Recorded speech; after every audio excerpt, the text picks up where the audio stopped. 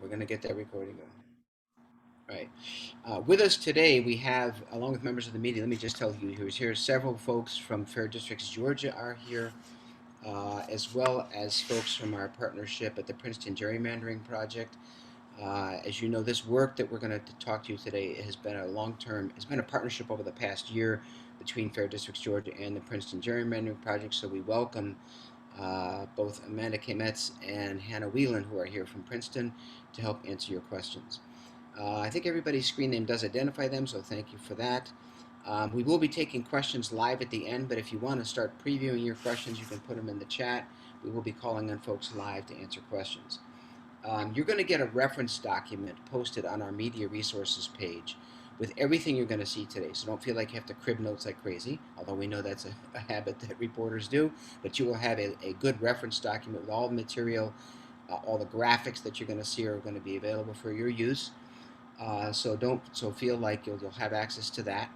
I'm now going to turn the program over to Cuffy Sullivan, our communications chair for Fair Districts Georgia, who's going to run a short presentation here, kind of a whirlwind tour of what we're going to talk about today, and then we will turn it over to questions and answers. Cuffy, please proceed. Thank you. Thank you.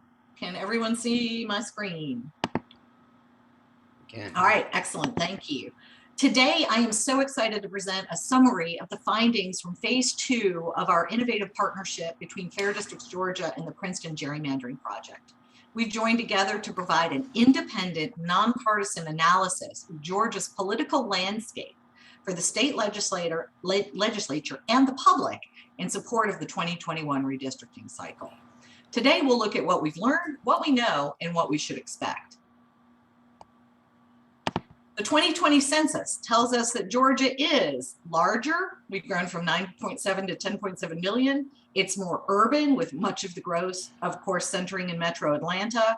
It's growing in new places such as Forsyth and Bryan County, right here outside of Savannah. And our rural areas are either shrinking or stagnating. Georgia is also increasingly diverse. Georgia is polarized with a divide pretty much between the rural GOP areas, while urban areas are increasingly blue and diverse. However, we are now a swing state. And as we can see here by looking at the change in presidential elections over the past decade, this should make all of your publishers very happy as we look forward to even more national attention in our local races. But let's start by going back to Fair District's thesis question, which is, can fair maps be drawn in Georgia? What do we mean by that? Working with the Princeton Gerrymandering Project, we wanted to discover the natural political landscape or preference across Georgia. We also want to look at why Georgia's maps weren't very competitive and understand if that's a reflection of political preference or unresponsive mapping.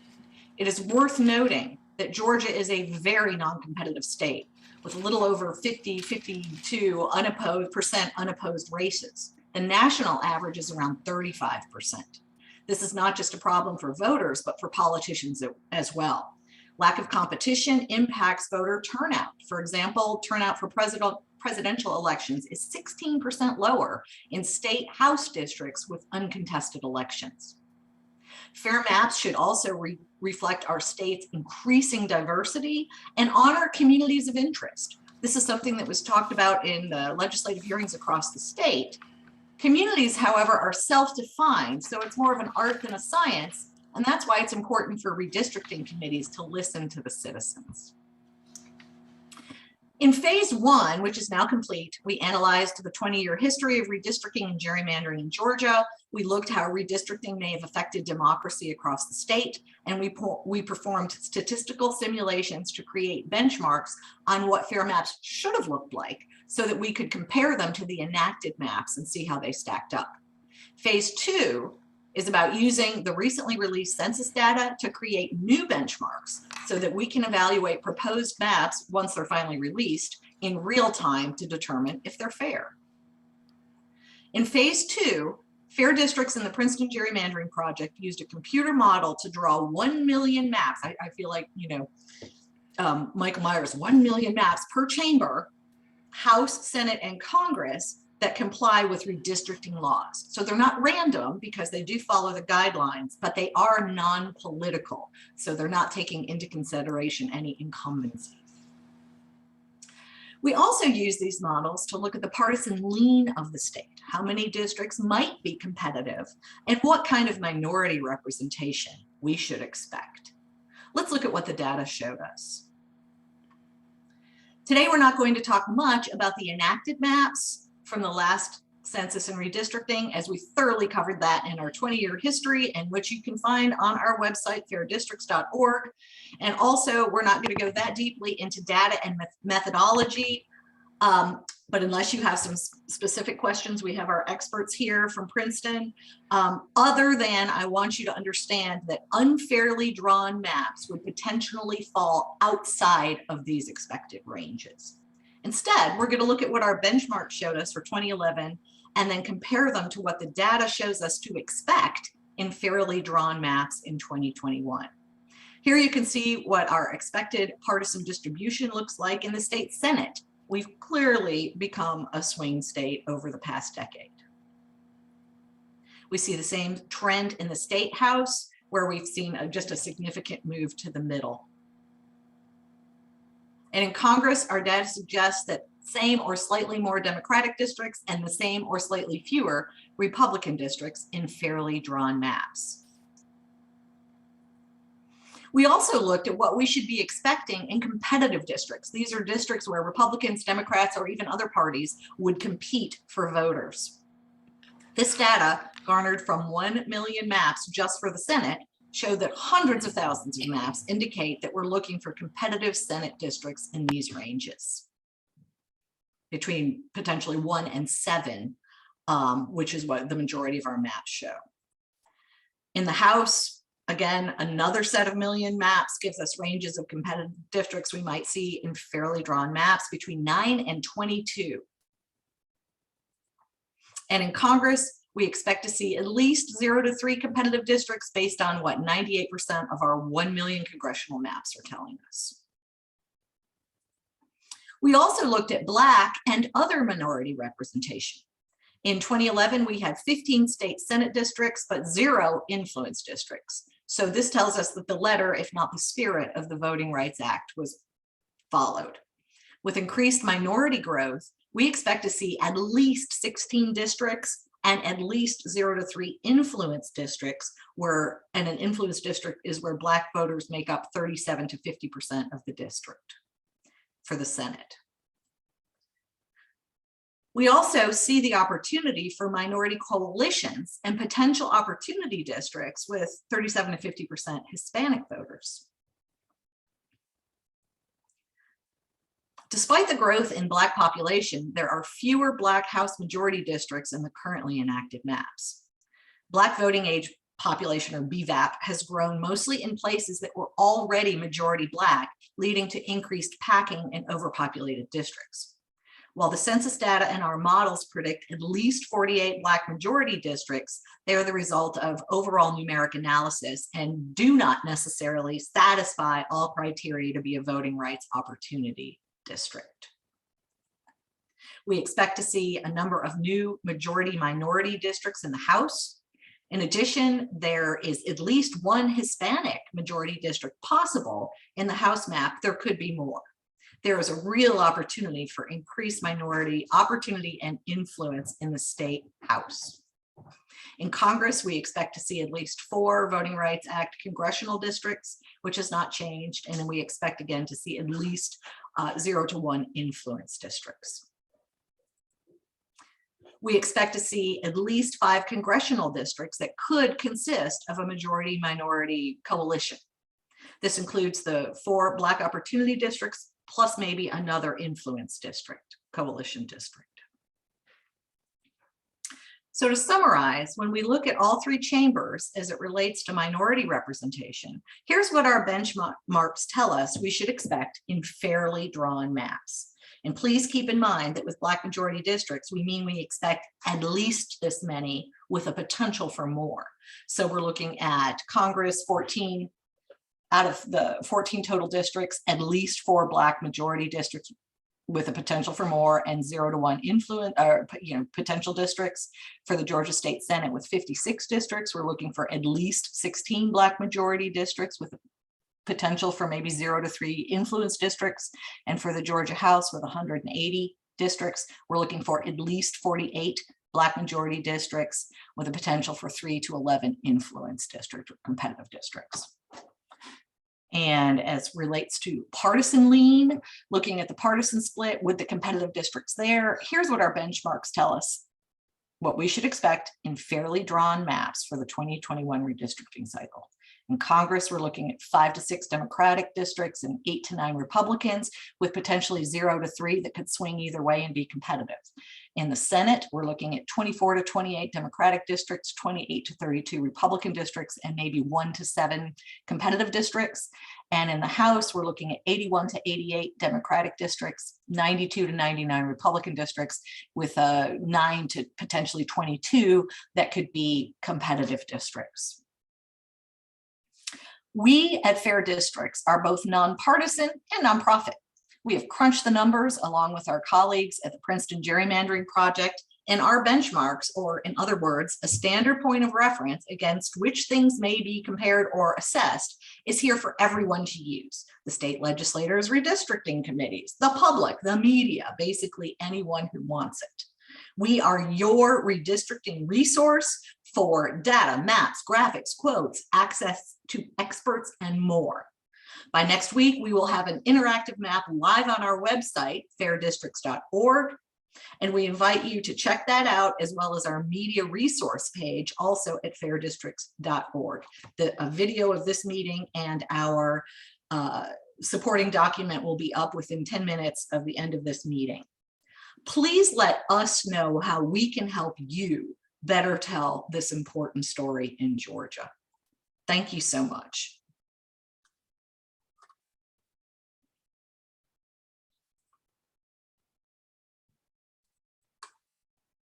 Thank you, Cuffy. Very, very, very good presentation.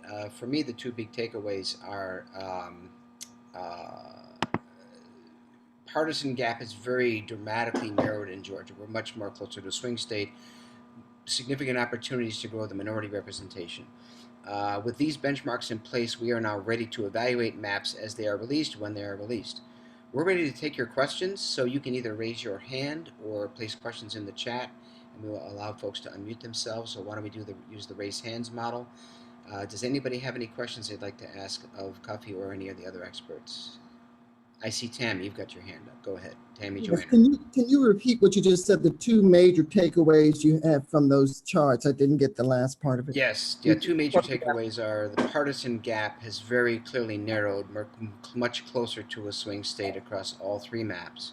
And secondly, we see opportunities for increased minority representation, not only for Black voters, which is the traditional way of looking at it, but also we see with the growth in Hispanics and Asians and others, we think there's definitely more opportunities for them to be involved in influencing election results across the state.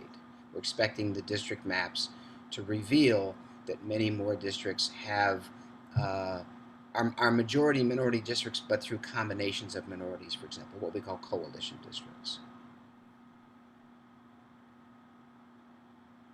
Thank you. You're welcome. Any other questions?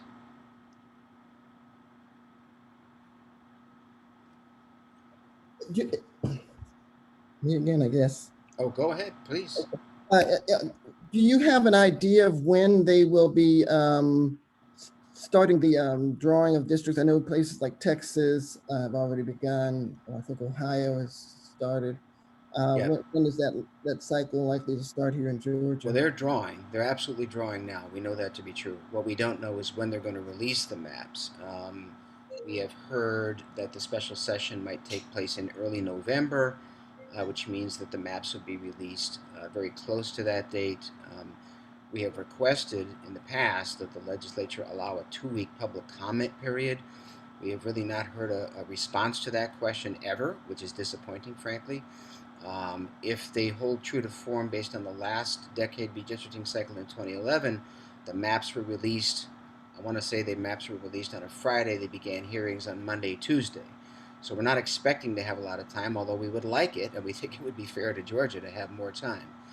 So the best information we have is that the special session might be in the early part of November. The date we expect them to announce it somewhat in advance, so we'll have some advance warning, but no guarantees until they actually announce that and release the maps. And one last question, were there any major surprises from what you saw in the information that was just presented? Major surprises. I think it kind of came out largely as we expected. I think that you know, I'll open that up to Sarah Hodges or any of the folks from Princeton. I mean, I think we expected the gap to narrow. You know, we saw in the state Senate map, for example, this is an interesting data point, that in the state Senate map, um, there actually is a significant number of maps that are actually 28 each in terms of Democrat Republican. So it's very possible. It would be quite reasonable to draw a state Senate map that had a 50-50 split. I don't expect that to happen, frankly, but that was a surprise to see how close it had come. The other interesting data point was that in the state house map, we think there's an opportunity to draw at least one Hispanic majority district, which is brand new.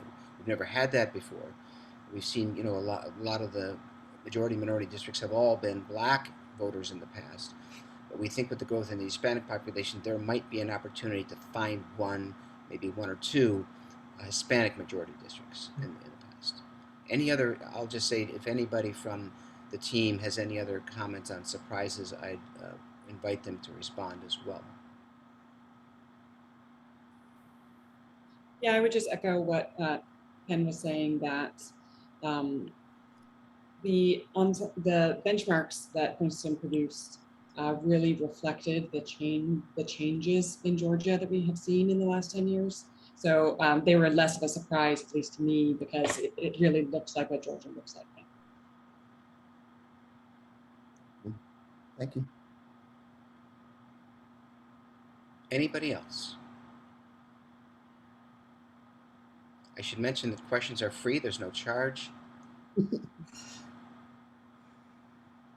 I guess we've answered them all already. Well, yeah, you did a wonderful job. That said, I'm going to ask the water is wet question. Do you expect gerrymandering, despite the fact that you created 1 million maps and did different scenarios to show that this can be done fairly? Do you expect gerrymandering? Well, here's what I would say is that if you look back at the history, the maps in 2011 were drawn, and if you were to look at where in fact, Tuffy, if you could share your slide again and go to the slide that shows the state house map, I want to just make a point about how we'll detect gerrymandering, because that's a really interesting question, and how these benchmarks might be used. Tuffy, can you pull up, you know what I'm talking about, the state house double histogram? So what we saw is that the maps that were drawn in 2011 were on the fringes of that distribution. Now, again, nobody had these distributions 10 years ago. This is all technology we have brought to Georgia through the auspices of our Princeton partnership, right? So nobody had these benchmarks before. But when you go back and look historically at the benchmarks, what you saw, there it is, right? So if you look at what happened in the state house, right, the map produced in 2011, it says that the top end range for Republicans would have been 119, and the bottom range, therefore, for Democrats was 61. That's, in fact, exactly how the election turned out in 2012 that followed this map, right? So they chose a point that turned out to be on the fringe of this distribution. Now, if you look at 2021, you know, there are many possible choices here. I mean, you could say that the most common value that we saw in the distribution was about a +5 Republican and a -5 Democrat, meaning it's narrowed a lot from +20 and 29 10 years ago. We would like to see maps that are drawn that are kind of in the mid-range of that little distribution. Again, that's 1 million maps. In 1 million maps, there's many, many good choices here, right? I'm not going to speculate as to where it turns out. What I'll say this is, if we see a map that's off the tail end of that distribution, we're going to say that's not fair. We'd like to see maps that are drawn closer to the center of the distribution. So the most obvious choice from our statistics would be, say, +3, 4, or 5, or +3, no, +4, 5, 6 for Republicans, and therefore -4, 5, 6 for the Democrats. So we're going to be looking at where they fall against this distribution, and that's really how we're going to use these benchmarks. And really what we've told the legislature is that we're offering to help. If you ask us to come in, we will actually use these benchmarks with you and evaluate your draft maps so that you can tell whether they're fair or not. So I think that the opportunity to continue to gerrymander is certainly there. The incentive is there. I'm not going to speculate what exact number we're going to see.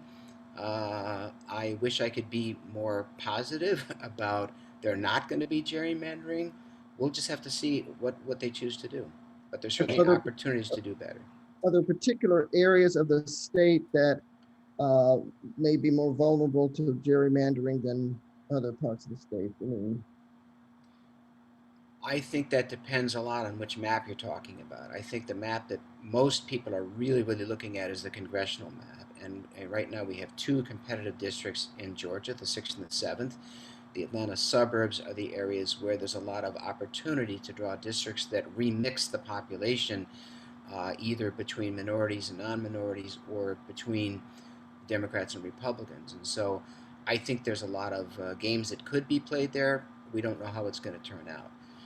When you get to maps like State House and Senate, where you have a lot more districts to work with, the building blocks are smaller. We're going to be looking at these maps regionally to understand what's going on in coastal Georgia, what's going on in the suburbs, what's going to go on in North Georgia.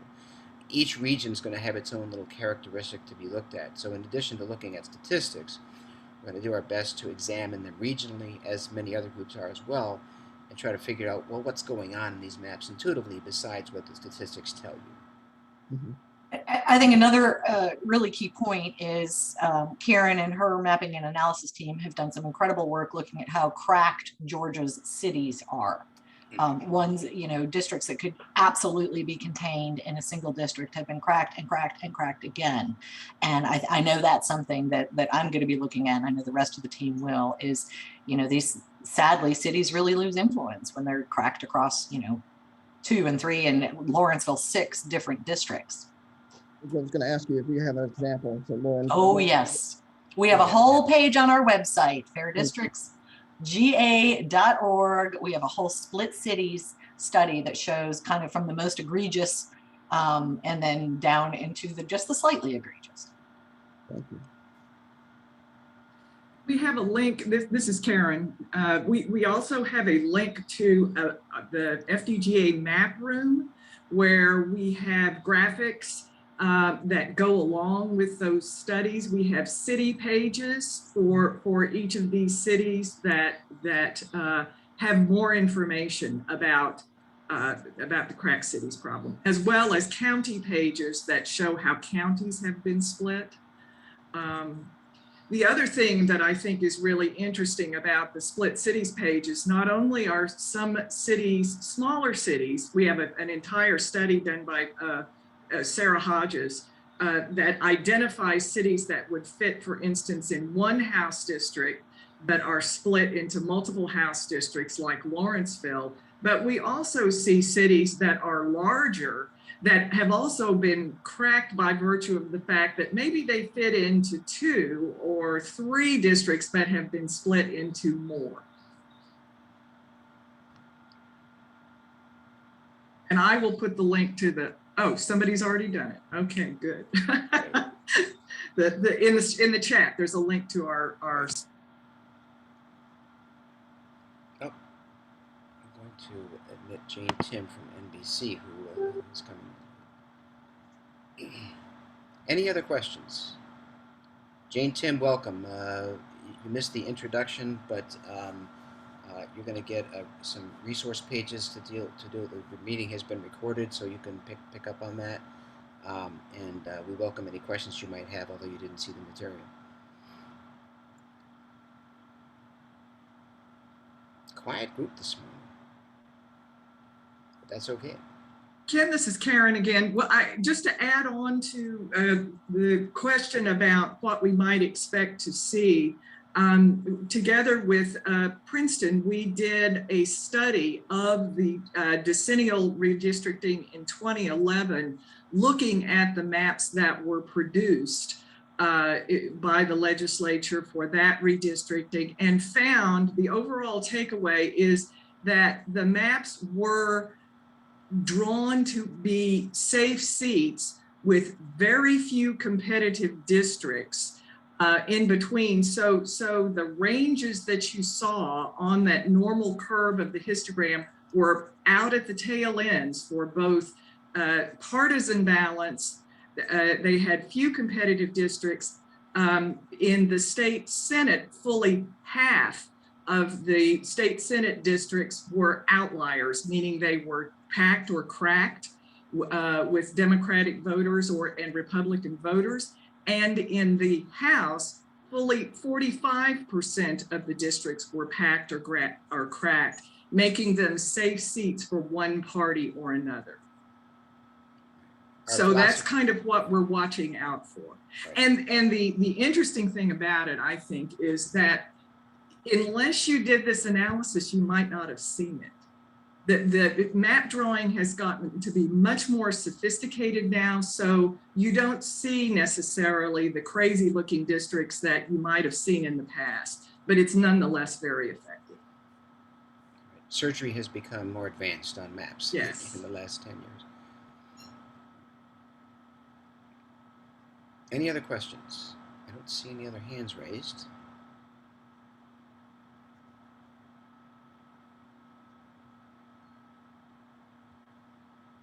None? Well, if there are no more questions, we can close out. Jane Tim, I'm sorry we didn't get to you earlier, but if you want to hang on for a couple of minutes, we can catch you up. But for those who are here, thanks again for your diligence in covering this important story for Georgia. Also, can we get phone numbers for you, Mr. Lawler, and for some of the Princeton gerrymandering project folks, just for follow-up questions? Yeah, Tammy, I posted those in the chat. If you look in the chat, I can post them again. Thank you so much. Oh, here we go. Right. Right. And I know that many of you have our phone numbers and will not hesitate to reach out.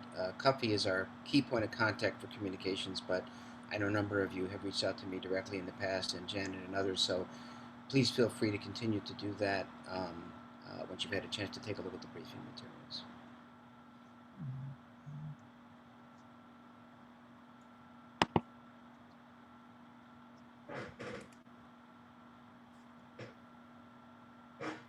Okay, I guess we'll close the meeting if there's no further questions, but again, thank you very much for attending today, and we look forward to any other questions you have for us. Thanks. One last thing, if I can ask. Go ahead. How would you compare this redistricting to previous? Is this the most dramatic set of changes, or are you excited about it, concerned about it, fearful? Just to kind of get a sense of the mood about going into this redistricting cycle. Well, from a data point of view, clearly there's been dramatic change in the last 10 years, even more so than we have seen. We haven't seen these kind of changes since the shift from, in the 2000 era when Democrats dominated the state and Republicans became dominant in the in the 2010, 2011 timeframe. So that the pendulum has clearly swung back towards the middle. That's very exciting. From a process point of view, unfortunately, we have made zero progress at the process becoming more transparent. There were many calls in the hearings across the state that I know many of you listened to that said there's three things people want. They want fairness, they want transparency, they want their communities kept together. We made tons of suggestions to the legislature about how to update the guidelines to make the process more transparent. We gave 15 specific suggestions, not one of which made it into the final guidelines. The guidelines were published. They're a carbon copy of 2011. So despite calls for, I'm going to quote one of you folks here, the AJC said, despite calls for, more transparency, we've got guidelines that are the same as 10 years ago. So I view that we've made zero progress towards transparency, unfortunately. And one last question, I promise to shut up, but what is the biggest lesson you've learned, Mr. Lawler, from this whole process of this time around? big lesson. Well, I think the lesson is yet to be learned, which is the legislature going to listen to the calls for more fairness and transparency? I mean, this is the first time that Georgia citizens have had the ability to measure maps on our own. All this stuff that Princeton has done, there's other organizations doing it. We've democratized the process. We all now have the data. We now have all the same sophisticated tools, in some cases more sophisticated tools. So we've been able to get a lot of public interest and interest from you folks, the media, around this process. And now we are armed with really good information and tools to measure how well it's being done. So I think we have yet to learn the lesson as to whether that kind of advocacy is effective in Georgia. We hope we get closer to fair. I'm not going to prejudge what we're going to see. We're just going to see what we see, and we'll let you know. As soon as we get the maps, we will be hosting another media briefing based on with our analysis of the maps as quickly as we can get them done. We hope to do that within a day or so of the maps being released and be ready in time for that special session. Thank you. You're welcome. Any other questions? Okay, I think with that we're at time. We can close the meeting. Thank you very much. Thank you Jane, all. Jane, Tim, did you want to stay on and talk, or should we catch you up, or are you okay? You have a sec, I'll just say hi. I have a sec. Okay. Thanks everyone for listening. Yep, thank you very much. Thank you. Sorry to be so behind, Ken. I my last meeting ran really late. But I'd love to see, it looks like you guys put these on YouTube, so I could maybe just get the video after and catch up and not Yep. make any of you repeat yourselves. We're happy to repeat. We have there would be a video recording. There's a media briefing document that's being posted. It's already It's on out the, there. yeah, it's already online. So on Oh, wonderful. fairdistrictga.org, there's a whole page with media resources. This recording will be out there. The Perfect. briefing document has all the words that we said written down for you. Again, I'll say the two key takeaways that we talked about were that the partisan gap in Georgia has narrowed considerably. We are now much more closer to being a swing state. We're not yet exactly 50-50, but the partisan gap has dramatically narrowed across all three maps. At least that's what our benchmarks say. And second big takeaway is that we see more opportunities for minority representation given the dramatic growth in minority populations, not just black voters, but Asian and Hispanic voters. We expect to have some significant influence on the maps as well. And we'll just have to see how those come out when the legislature draws the maps. But those are the two big takeaways from all this work. And then the third really is that we're now prepared and ready to measure the maps when they are released by the legislature, which we expect, perhaps within days of them calling a special session. We don't know when that exactly is yet. Excellent, great. Well, let me go review. I just saw the executive summary. Let me go review it. And if I have any questions, I'll circle back. Okay, great. All right. Thanks, Thank you, sorry I was everybody. late. Thank All right, you. we'll close the meeting now. Thank you, everybody.